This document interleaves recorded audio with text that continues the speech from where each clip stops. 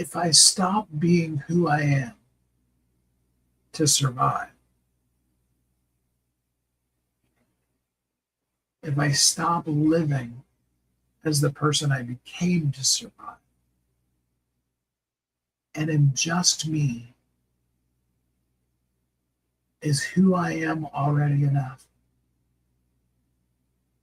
Does anybody resonate with that?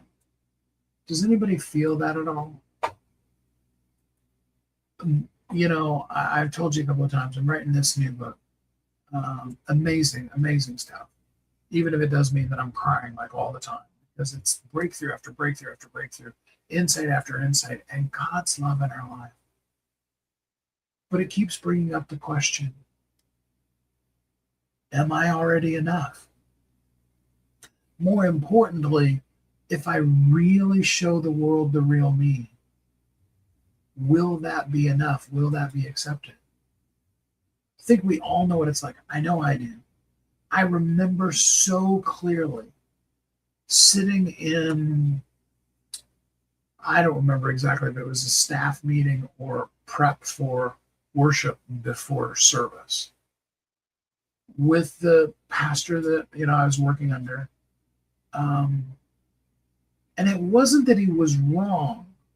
It was, well, and this, I don't want this to come off the wrong way, but he was a baby. He had been a Christian for like 3 or 4 years. And there were nuances, not from a theological, kind of way, but from we too easily and too quickly teach people judgment in the church. And I wanted so badly to wrap my arms around him and say, I understand and I hear what you're saying, but that's not God. That accusation comes from the devil. I want everybody to hear that really clearly, okay? I had not intended at all to preach to you or go Christianing on you at all, just to tell you the story of, an event that happened to me when I was working as a worship leader at a church. But I want you to really hear that. If you are being accused of something, you are not hearing God's voice. God doesn't work that way at all. And we need to understand that. If you are being accused, judged, any of those kind of things, that's not God. That absolutely is not God. That's the other guy. And that's what's happened across our whole entire life. And most of them are not spiritual kind of things. Most of them are us fitting into the world in the way that we think we're supposed to. Hey, Carver, glad to have you here with us. Most of us are groomed almost to fit in. And that is really the worst thing that happens. It starts as little children and we tell them to go to school and be quiet, when really all they want to do is run around and go crazy. We get into the work world, and much like what I did with that pastor, we keep our mouths shut because we want to be respectful. And I'm not talking about a situation where, I needed to rail against the guy or anything like that. It was just purely a matter of there was something I could have brought to the table.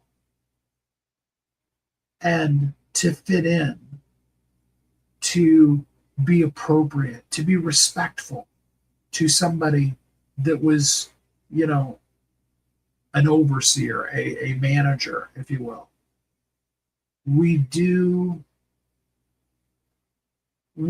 And usually it's not even that we do anything, it's that we just don't say anything. And over time, we lose that little bit of us. We're more careful, more acceptable. We do the things that help us show up as polished and clear. We don't become fake. It's not like the real you, it doesn't exist. You're just functional. You've adapted to become the something that the world has told you is what you should be.